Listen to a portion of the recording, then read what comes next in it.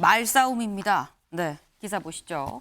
홍준표, 이준석 사면 대통합 대신 말싸움. 네, 말싸움이 여기서 나왔습니다. 네, 홍준표, 이준석 두 사람. 네, 지금 당에서 혁신위에서 대사면 얘기가 나왔었죠. 그러니까 지금 계속해서 반박을 하고 있습니다.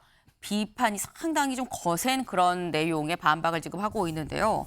어제 홍준표 대구시장 국회에 왔었습니다. 기자들이 물어보지 않을 수 없죠. 물어봤더니 홍준표 시장 뭐라고 얘기를 했는지 들어보시죠. 사면이라는 것은 죄 지은 자를 용서해 주는 대통령의 권한입니다. 용어 자체가 적절하지 않죠. 단순히 징계 취소해 버리면 될 걸. 그걸 사면 대사면 운운하고 당에 무슨 대통령이 있습니까? 어떻게 상식적으로 생각해도 어처구니 없는 말들을 그렇게 언론지상에 도배를 하고 나는 징계를 취소하고 안 하고는 나는 내 정치하는 데는 아무런 상관이 없어요. 징계 취소 안건을 지금 누가 받아들인다고 하면은 결과에 대해서는 수행하지 있잖아요. 나는 징계를 취소하고 안 하고는 나는 내 정치하는 데는 아무런 상관이 없어요. 내년에 내 출마할 것도 아니고 오히려 징계를 받은 게 앞으로 정치 역정에 큰 도움이 될 수도 있습니다. 나는 거기에 관심도 없고 연연하지도 않아요. 하든 말든 그 내 권한도 아닌데 내가 왜 무슨 이야기를 합니까? 네, 홍준표 씨가 굉장히 좀 많은 얘기를 했습니다. 일단 이런 얘기를 했습니다. 윤영걸 대표님. 예. 사면은 대통령 권한인데 당의 대통령이 어디 있냐. 이 얘기는 내가 죄가 지은 게 없는데 무슨 사면이나라는 말이랑은 또 약간 좀 뉘앙스가 다르거든요. 당의 대통령이 어디 있냐. 당에서 날 사면하고 말고 할 나보다 높은 사람이 어디 있냐라는 말로도 들리기도 합니다. 어떻게 들으셨습니까? 좀 억하심정이죠. 예, 네. 당에서 사면해준다면은 지난번에 수해 때 골프 친 거 자체에도 문제가 됐지만 골프 치고 나서 내 돈으로 내가 치는데 뭔 문제가 되냐고 해서 오히려 국민들의 격분을 샀잖아요. 그래서 당원권 정지가 될 건데 감히 나를 누가 사면시켜주느냐.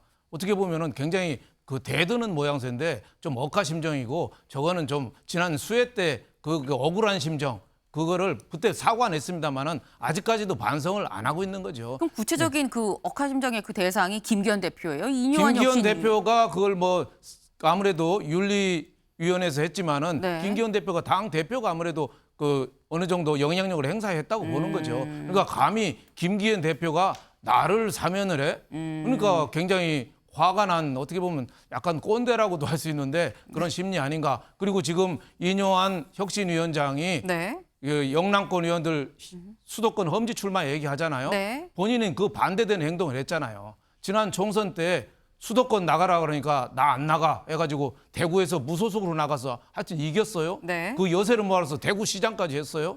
그러니까 하여튼 공천 혁신하고는 자기는 반대의 길을 걸어서 대권 후보까지 됐던 길이니까 지금 흐름에 마음에 안 드는 거죠. 그러니까 내가 이 어른이고 당이 옛날에 수렁에 빠질 때 내가 구해냈는데 감히 나를 사면해? 뭐 저는 홍준표 대구시장이 아직까지도 좀 냉정한 이성을 찾지 못하고 있다. 이런 생각이 듭니다. 네. 네. 근데 아까 그 홍 시장이 한 얘기 중에 이런 얘기도 있었습니다. 신장현 위원님. 네. 징계받은 게 앞으로 내 정치도 도움이 될 수도 있어요. 라는 얘기를. 이거는 무슨 뜻일까요? 지금의 윤석열 대통령과 또 국민의힘이 국민으로부터 상당히 외면받고 있죠. 네. 이것은 다시 말하면 이 여당 집권 세력에 대한 비토 이후에 내년 총선 이후에 새로운 보수 또 여권의 재정립이 이루어질 가능성을 전 암시했다고 생각하고요. 그건 충분히 누구나 그려볼 수 있는 시나리오죠. 여기에서 탄압받고 징계받았던 사람은 아마 그것이 훈장이 될 것이다. 그리고 이것에 대해서 옳은 목소리를 냈던 사람이 누구였냐? 징계받은 사람들 이름을 한번 대봐라. 나다. 이렇게 이제 이야기를 풀어 가시려는 나름의 스토리를 짰다고 저는 생각합니다. 여기서 이제 인요한 위원장이 했던 말 속에 세 가지 키워드를 우리가 들어볼 수 있어요. 선통합, 그리고 후혁신, 마지막엔 탈영남 이 세 가지였는데 보십시오. 벌써 선통합에서부터 삐그덕거리기 시작했습니다. 사면이라는 것은 당사자가 요구하고 필요할 때 할 수 있는 말인데 당사자들이 전혀 요구하는 바가 아니었던 것을 던져버리면서 선통합부터 삐걱대기 시작했죠. 여기에서 통합을 하고자 진정코 원한다면 당의 비주류이면서 또 주류가 불편해하는 이 사람들에 대해서 요구하는 바를 명확히 알고 그것을 제시할 수 있어야 통합이 가능한 것이거든요. 인요한 위원장의 정치력이 앞으로 좀 발휘되어야 하지 않을까 이렇게 생각합니다. 아, 네. 지금 인요한 위원장의 정치력이 많이 부족하다라는 얘기를 지금 하신 거예요. 근데 이 홍준표 시장, 네. 사실 어제 기자들이 저것만 물어본 건 아닙니다. 앞서서 SNS에 뭐라고 올렸었냐면 새로운 세력과 좀 함께 다시 시작하면 된다 이런 얘기를 했었어요. 네.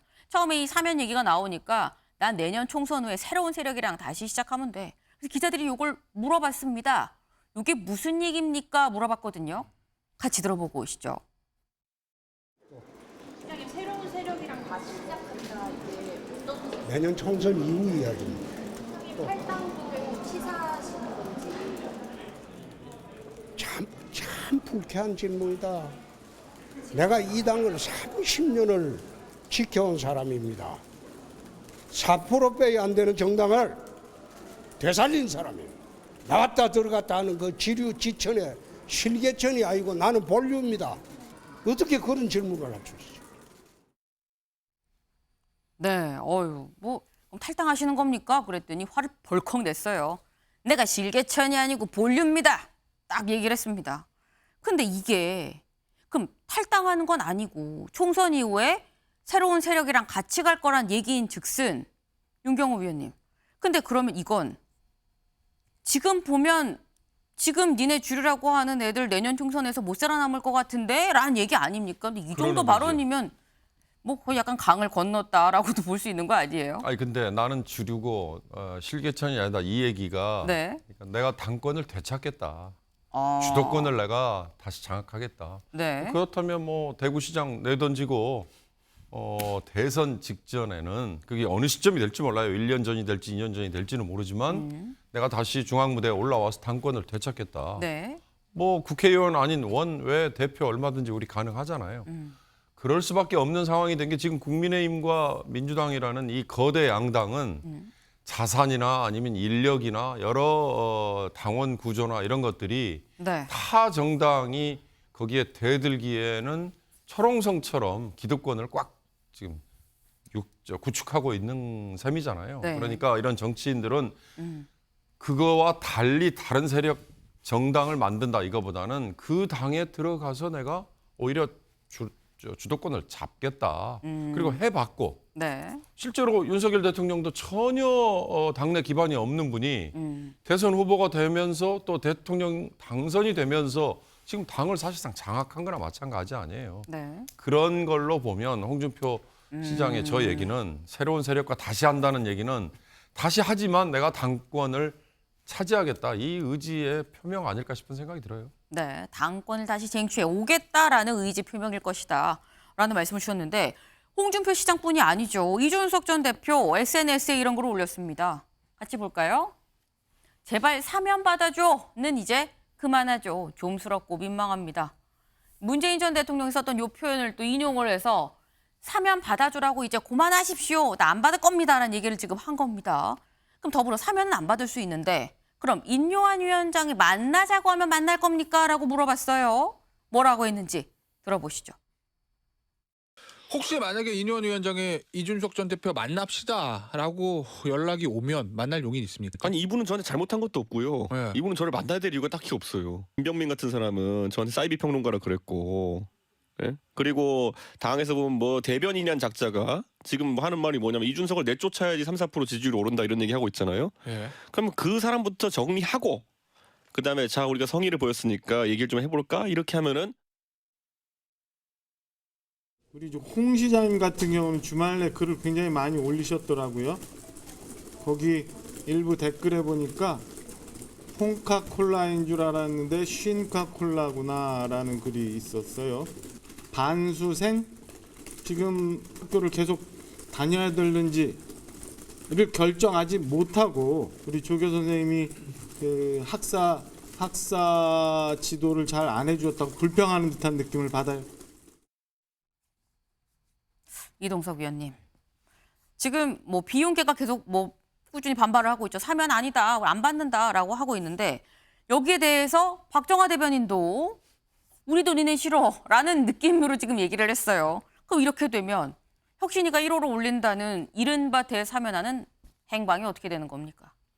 뭐 지금 뭐 최고위 안건으로 지금 올린다고 지금 언론에선 나오고 있는데 네. 뭐 결국에는 지금 뭐 이준석 전 대표뿐만 아니라 홍준표 시장 그리고 김재원 최고위원까지 지금 올라가 있어요. 그 김재원 최고위원 같은 경우는 뭐 사면이 되는 것이고 결국에는 국민의힘 지도부 입장에서는 사면이라는 카드를 활용해서 또 이렇게 화합을 이끌어는 것 같은데 안 받을 사람은 또 안 받으면 된다. 저는 그렇게 생각합니다.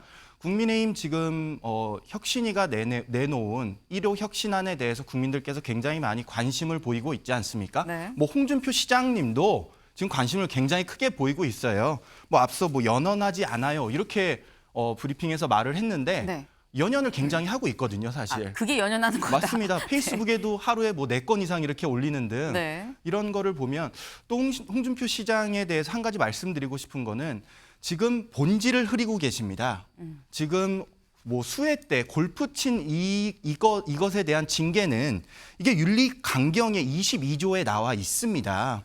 이게 뭐 자연재해 골프, 뭐 민심에 흐리는 행위, 뭐 이런 것 등에 대해서 징계를 받을 수 있는 사안인데 결국에는 본인은 잘못을 안 했다. 이런 뉘앙스로 지금 비치거든요. 네. 7월 20일에는 폴더 인사까지 하면서 사과를 했어요. 근데 나는 잘못이 없다. 이런 말씀은 적절치 않다고 생각하고요. 조금 지도부도 홍준표 시장님도 이준석 전 대표님도 좀 시간을 갖고 이렇게 말씀을 좀 자제하는 시간을 가지면 어떨까 그런 생각을 해봤습니다. 네, 말씀을 자제하는 시간을 양쪽 다 좀 가졌으면 좋겠다. 근데 이 시간을 갖기엔 또 총선 시기가 또 째깍째깍 다가오는 게 또 문제입니다. 네.